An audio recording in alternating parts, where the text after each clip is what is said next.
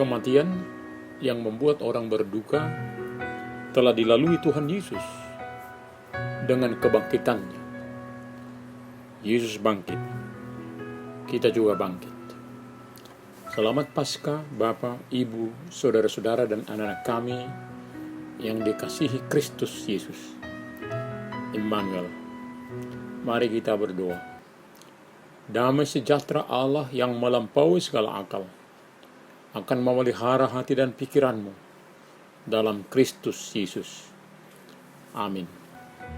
Firman Tuhan di hari Minggu ini tertulis dalam Markus 16 ayat 9 sampai dengan 18. Setelah Yesus bangkit pagi-pagi pada hari pertama minggu itu, ia mula-mula menampakkan dirinya kepada Maria Magdalena. Daripadanya Yesus pernah mengusir 7 setan. Lalu perempuan itu pergi memberitahukannya kepada mereka yang selalu mengiringi Yesus dan yang pada waktu itu sedang berkabung dan menangis.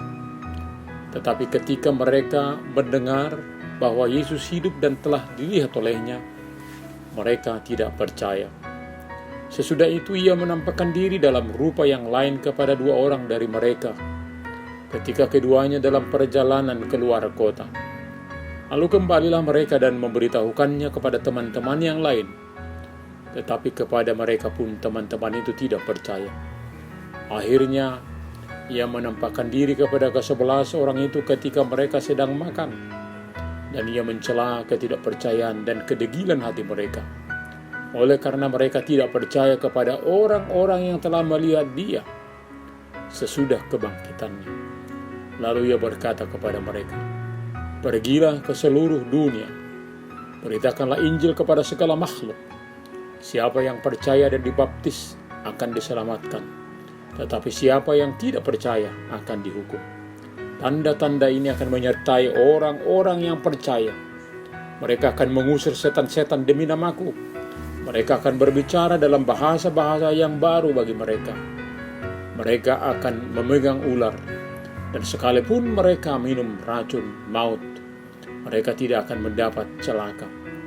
Mereka akan meletakkan tangannya atas orang sakit, dan orang itu akan sembuh." Kebangkitan Tuhan Yesus tidak dibiarkan berlalu begitu saja, namun dinyatakan bagi pengikut yang berkabung dan guncang imannya.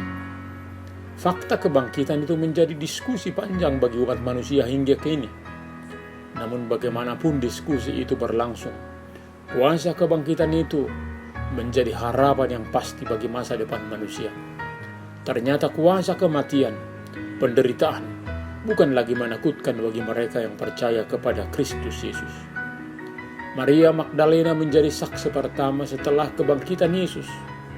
Dengan segera diberitakan kepada mereka yang selalu mengiringi Yesus, mereka yang sedang berkabung dan menangis, tetapi mereka tidak percaya. Perkabungan dan tangisan ternyata masih lebih kuat daripada kesaksian Maria bagi mereka. Begitu juga ketika 2 orang yang telah menyaksikan Yesus yang bangkit bersaksi kepada teman-temannya, ternyata tetap juga teman-teman yang lain tidak percaya.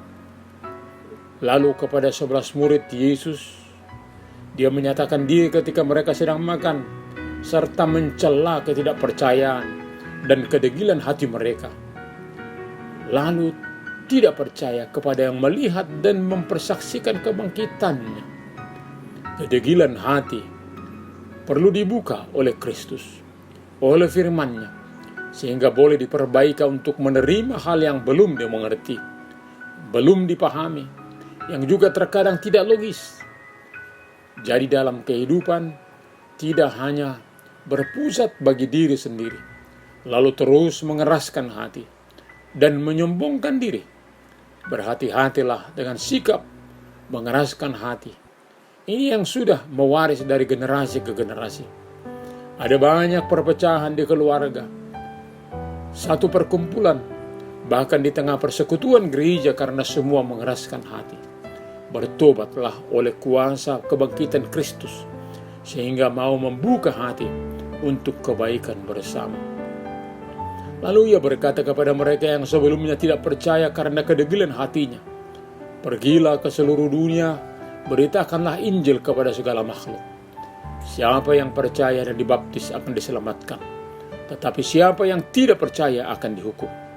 Kebersamaan dengan Tuhan Yesus yang bangkit tidak begitu saja berlalu, berlanjut dengan menyatakan pengalaman mereka akan keselamatan yang percaya dan dibaptis. Semangat kuasa kebangkitan Tuhan kita akan disebarkan dengan penuh sukacita. Ternyata bukan hanya bagi mereka yang disebut dengan evangelis yang bersukacita memberitakan berita kebangkitan, tetapi semua orang yang percaya akan kebangkitan juru selamat kita. Berita yang tidak harus dihalangi oleh dana, sebab anugerah keselamatan itu diberikan dengan gratis. Istilah teman pendeta, membuat mimbar di berbagai tempat. Jadi tidak harus menanti-nantikan untuk berbicara di mimbar gedung gereja yang hanya satu mimbar. Segala makhluk akan merasakan kebangkitan Yesus. Kuasa kebangkitan ini juga akan nyata dengan tanda-tanda yang menyertai orang-orang yang percaya, yang memberitakan Injil. Mereka akan mengusir setan-setan demi namanya. Mereka akan berbicara dalam bahasa-bahasa yang baru bagi mereka. Mereka akan memegang ular, dan sekalipun mereka minum racun maut, mereka tidak akan mendapat celaka. Mereka akan meletakkan tangannya atas orang sakit, dan orang itu akan sembuh. Kalau ingat bagaimana Paulus digigit ular, namun tidak mati, begitu juga Nomensen tidak mati ketika diracun. Namun yang sangat perlu diingat, Rasul itu bukan mengadakan acara ritual, lalu dengan sengaja digigit ular, atau minum racun, lalu tidak apa-apa, atau pertunjukan. Halangan-halangan tidak menghentikan para pemberita Injil menyatakan kesaksiannya. Justru darah para martir menjadi benih pertumbuhan gereja. Artinya, sebagaimana Daniel dulu berkata, seandainya dia mengalami celaka karena bersaksi, bukan berarti dia akan berkhianat kepada kesaksiannya, dan tetap menyaksikan Allah dengan segala risikonya. Berbagai rintangan tidak pernah takut, sebab dia tahu dalam segala keadaan ada Kristus yang bangkit bersamanya. Biarlah kata-kata kita, sikap tindakan kita adalah kesaksian bagi segala makhluk akan kebangkitan Tuhan kita. Segala sesuatu pemikiran tindakan akan mengarah kepada damai sejahtera Tuhan yang sudah hadir di tempat di mana kita berada. Amin. Kita berdoa. Terima kasih Bapa untuk kepastian keselamatan kami. Yesus bangkit, kami pun bangkit. Biarlah kuasa kebangkitan itu senantiasa bergelora dalam kehidupan kami. Maka saat ada berbagai kesusahan hidup, kami tetap boleh bangkit, sebab ada kuasa kebangkitan dalam diri kami. Sertailah setiap gereja di dunia ini dalam bersaksi, sehingga semakin banyak orang yang menerima pemberitaan Injil. Terima kasih Bapa. Hanya dalam nama Tuhan Yesus Kristus kami berdoa. Amin.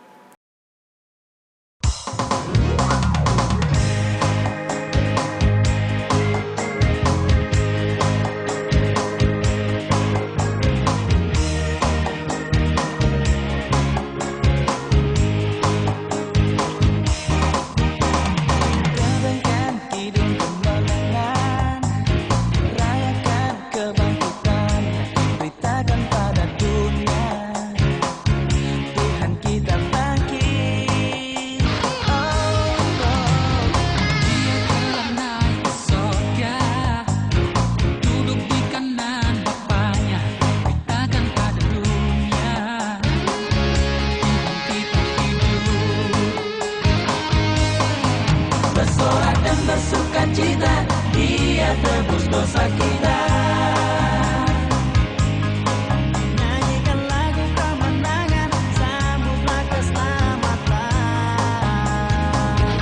Oh haleluya, glory haleluya, tinggikan namanya, sebab Dia hidup.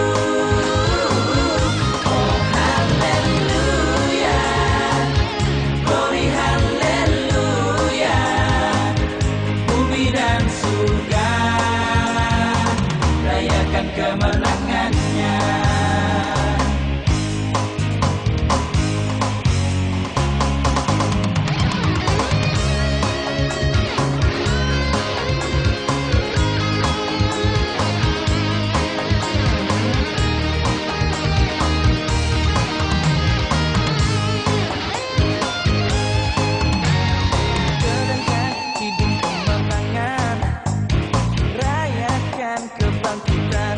beritakan pada dunia, Tuhan kita bangkit. Dia telah naik ke surga, duduk di kanan Bapanya. Beritakan pada dunia, Tuhan kita hidup. Bersorakkan bersukacita, Dia tebus dosa kita. Dia tebus dosa kita. Nyanyikan lagu kemenangan, selamat keselamatan. Oh haleluya, glory haleluya, tinggikan namanya, sebab Dia hidup. Oh haleluya, glory haleluya, bumi dan surga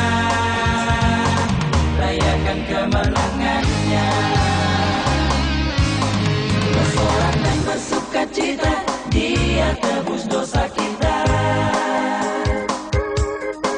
Nyanyikan lagu kemenangan, sambutlah keselamatan. Haleluya, glory, glory, haleluya.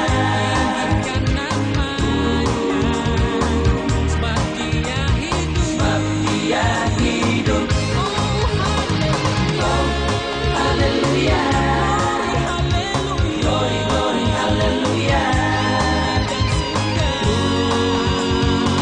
Rayakan kemenangannya.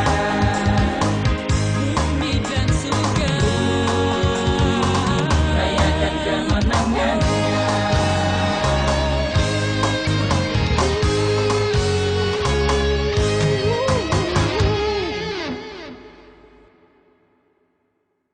Terimalah berkat Tuhan. Tuhan memberkati engkau dan melindungi engkau. Tuhan menyinari wajahnya kepada engkau dan memberi engkau kasih karunia. Tuhan menghadapkan wajahnya kepadamu dan memberi engkau damai sejahtera. Amin.